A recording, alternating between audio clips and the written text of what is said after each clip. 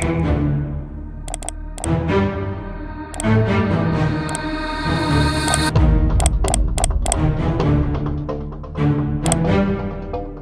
दिनों हमें खबरों में सूडान देश का नाम बहुत सुनने को मिल रहा है। सूडान अफ्रीका महाद्वीप यानी अफ्रीकन कॉन्टिनेंट का तीसरा सबसे बड़ा देश है। कुछ दिन पहले हमने सुना था कि सूडान में लगभग 3000 भारतीय फंसे हुए हैं। सरकार उन्हें निकालने की पूरी कोशिशें कर रही है।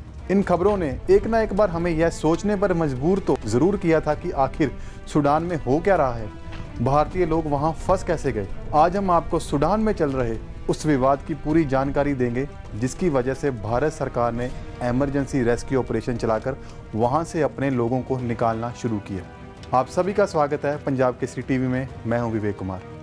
भारत की राजधानी नई दिल्ली से करीब 5000 किलोमीटर की दूरी पर एक शहर है खार्तूम।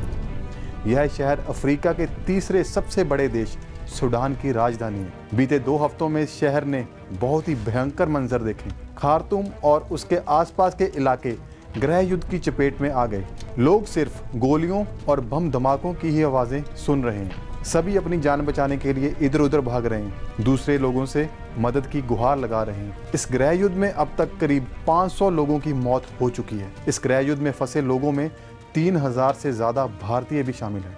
भारत सरकार से लगातार सवाल किए जा रहे थे और सूडान में फंसे लोगों के परिजनों द्वारा मदद की गुहार लगाई जा रही थी कि उनके परिवार के सदस्यों को कब और कैसे इस गृह युद्ध के प्रकोप से निकाला जाएगा। इसी सारी घटना का जायजा लेते हुए भारत सरकार ने ऑपरेशन कावेरी चलाया और अब तक 2400 से अधिक भारतीय लोगों को सूडान से सुरक्षित बाहर निकाल लिया गया है। अब तक सूडान से भारतीय लोगों के 13 जत्थे रवाना हो चुके हैं। भारतीय वायुसेना और नौसेना ने अपने वतन के लोगों को सूडान से सुरक्षित बाहर निकालने में कोई कमी नहीं छोड़ी है और सफलता हासिल की है।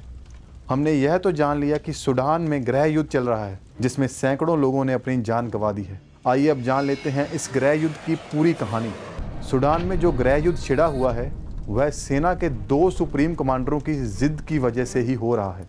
दोनों कमांडरों को किसी भी हालत में सूडान की सत्ता चाहिए और उनके इस लालच की बलि आम लोग चढ़ रहे हैं। आपको बता दें यह लालच सिर्फ गद्दी का ही नहीं है। दरअसल सूडान की धरती सोने के भंडार से भरपूर है। ये दोनों कमांडरों को वो सोने के भंडार चाहिए और वो तभी मिल सकते हैं जब सत्ता उनके हाथ में होगी। इसी सोने के भंडार ने सूडान को एक भयंकर गृह युद्ध में धकेल दिया है। सूडान देश का आधिकारिक नाम रिपब्लिक ऑफ सूडान है।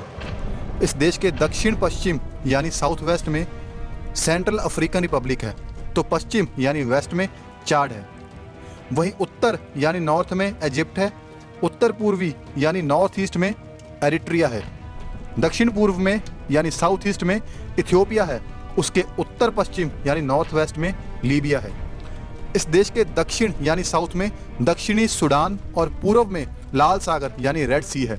इसका मतलब कि इसके पूर्व में पानी है और बाकी के 3 तरफ ये ज़मीन से घिरा हुआ है।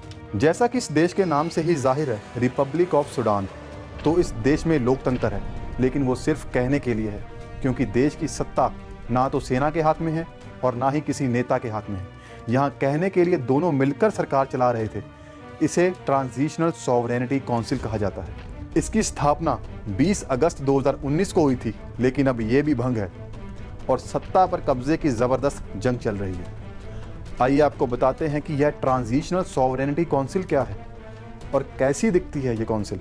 चलिए आपको ये सब बताते हैं एक कहानी के जरिए। सूडान में इस जंग की शुरुआत साल 2019 में ही शुरू हो गई थी, जब राष्ट्रपति ओमर अल बशीर का सेना ने तख्ता पलट कर दिया था।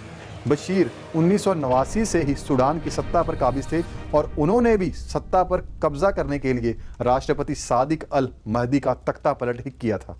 सेना का कहना था कि 30 साल सत्ता पर काबिज होने के बाद राष्ट्रपति बशीर निरंकुश हो गए हैं, वो अपनी मनमर्जी करते हैं और किसी की नहीं सुनते, लिहाजा उन्हें सत्ता से हटाना ज़रूरी था। लेकिन फिर सूडान में दिक्कत ये आई कि अब देश कौन चलाएगा। देश चलाने के लिए एक नेता की ज़रूरत है। इस दौरान सेना और सूडान के आम लोगों के बीच विवाद हो गया।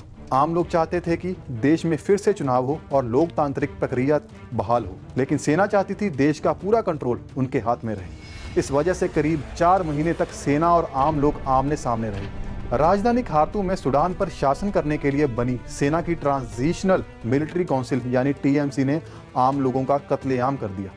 बात बिगड़ने पर बातचीत हुई और फिर 5 जुलाई 2019 को तय हुआ कि सेना और प्रदर्शनकारी मिलकर साल 2023 के आखिर में तब तक सरकार चलाएंगे जब तक कि नए सिरे से चुनाव ना हो जाए। आपको बता दें कि सूडान में सरकार चलाने के लिए सेना की ओर से टीएमसी यानी ट्रांजिशनल मिलिट्री काउंसिल और प्रदर्शनकारियों की ओर से forces of freedom and change यानी एफएफसी बनाई गई थी।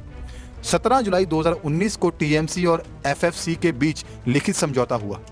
दोनों की ओर से 5-5 लोगों का चयन किया गया था जिन्हें मिलकर सूडान की सत्ता चलानी थी। 5 लोग टीएमसी की ओर से और 5 एफएफसी की ओर से चुने गए। इसके अलावा एक आदमी ऐसा था जिस पर दोनों पक्षों को सहमति जतानी थी, जिसे सरकार का नेतृत्व करना था। तो दोनों पक्षों ने एग्रीमेंट के तहत मिलकर नाम तय किया अब्दुल्ला हैमडॉक का। यही थी ट्रांजिशनल सॉवरेनिटी काउंसिल। लेकिन सूडान की सेना ने 1 साल खत्म होने से पहले ही इस एग्रीमेंट को तोड़ दिया। अक्टूबर 2021 में सूडान की मिलिट्री ने अब्दुल्ला हैमडॉक की सरकार को बर्खास्त कर दिया और सत्ता अपने हाथ में ले ली। उस समय general Abdel Fattah al Burhan सेना के कमांडर थे, तो वो देश के नए मुखिया बन गए। अब सारा कंट्रोल उनके हाथ में ही था। जनरल मोहम्मद हमदान डागलो सेना के डेप्यूटी कमांडर थे, तो वो देश के भी डेप्यूटी कमांडर बन गए। दोनों कमांडरों ने मिलकर तय किया कि वो सूडान की सत्ता पर तब तक काबिज रहेंगे जब तक सूडान में नए सिरे से चुनाव ना हो जाए। इसी दौरान लोगों ने सेना का विरोध करना शुरू कर दिया और कुछ समय बाद सेना ने अब्दुल्ला हैमडॉक को फिर से सत्ता सौंप दी। लेकिन अभी भी ना तो सेना का दखल कम हुआ और ना ही लोगों का विरोध प्रदर्शन। लेकिन हैमडॉक ने तंग आकर 2 जनवरी 2022 को अपने पद से इस्तीफा दे दिया। सूडान फिर से मिलिट्री शासन के अधीन आ गया और फिर शुरू हुआ असली बवाल, जिसकी आग में आज सूडान जल रहा है। Military commander general Abdel Fattah al Burhan और deputy commander general Mohamed Hamdan Dagalo के बीच अब सत्ता को लेकर बवाल शुरू हो गया। General Abdel Fattah al Burhan सेना के कमांडर थे, वहीं जनरल मोहम्मद हमदान डागलो उसी सेना के डेप्यूटी कमांडर होने के साथ ही सूडान की पैरामिलिट्री फोर्स आरएसएफ यानी रैपिड सपोर्ट फोर्स के भी सुप्रीम कमांडर थे। रैपिड सपोर्ट फोर्स साल 2013 में बनी थी और इसमें जो लड़ाके भर्ती हुए थे वो आर्मी से ना होकर मिलिटेंट्स थे, जिन्होंने सूडान के लिए मिलिट्री के साथ मिलकर लैंड क्रूजर वॉर, जिसे डॉर्फर वॉर भी कहा जाता है, उसमें हिस्सा लिया था। इसके बाद इन्हें सूडान की पैरामिलिट्री का हिस्सा बना दिया, जिसे रैपिड सपोर्ट फोर्स नाम दिया गया। जनरल मोहम्मद हमदान डागलो ने इसी रैपिड सपोर्ट फोर्स के करीब 10,000 जवानों को सूडान की सेना में भर्ती करने का प्रस्ताव रखा। साथ ही साथ में यह भी कहा गया कि सेना को अगले 10 साल तक सूडान पर अपना कब्जा बनाए रखना चाहिए। लेकिन general Abdel Fattah al Burhan ने डागलो के इस प्रस्ताव को सिरे से खारिज कर दिया। बस इसके बाद ही दोनों के बीच टकराव शुरू हो गया। इस बीच डागलो ने रैपिड सपोर्ट फोर्स को पूरे देश में तैनात कर दिया। सूडान की सेना और उसके supreme commander general Abdel Fattah al Burhan ने इसे देश में पैरामिलिट्री के हस्तक्षेप यानी इंटरफेरेंस की तरह देखा। उन्हें लगा कि यह तो आरएसएफ की मदद से देश पर अपना कंट्रोल करना चाह रहे हैं और बुरहान को यह बिल्कुल भी मंजूर नहीं था। बस इसके बाद सूडान की आर्मी और पैरामिलिट्री फोर्स आमने सामने आ गई। अब दोनों के बीच जंग चल रही है। दोनों के पास खतरनाक हथियार हैं जिसका इस्तेमाल दोनों ही एक दूसरे के खिलाफ कर रहे हैं और इस लड़ाई में आम लोगों की ज़िंदगी बहुत प्रभावित हुई है और देश एक भयंकर गृह युद्ध की ओर चला गया। यह दोनों सूडान पर कब्जा इसलिए भी चाहते हैं क्योंकि इस देश की धरती में छिपा है खजाने का भंडार यानी खरा सोना। इस खजाने को पाने के लिए तो पूरी दुनिया ही पागल हो जाती है। सूडान में सोने की करीब 40,000 खदानें हैं।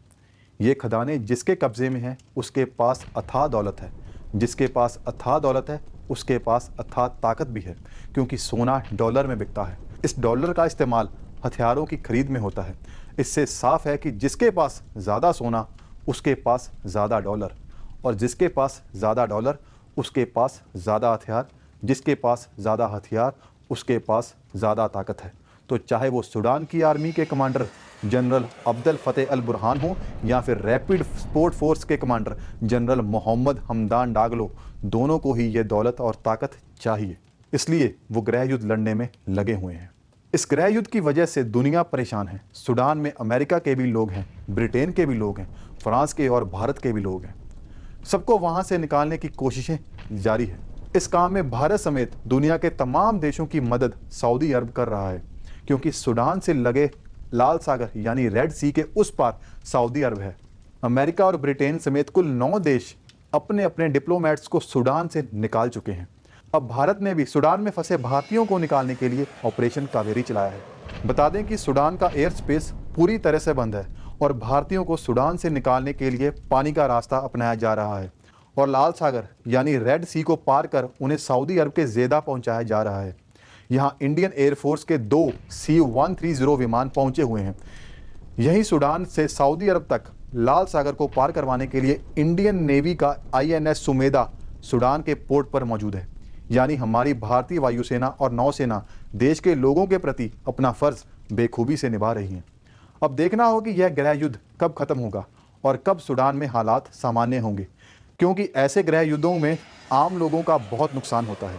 हजारों बेकसूर लोगों को अपनी जान गंवानी पड़ती है। सबका जीवन तहस नहस हो जाता है। उम्मीद करते हैं कि यह गृह युद्ध जल्द ही समाप्त हो। इस रिपोर्ट में फिलहाल इतना ही। फिर मिलेंगे एक और नई जानकारी के साथ। देखते रहिए पंजाब केसरी टीवी।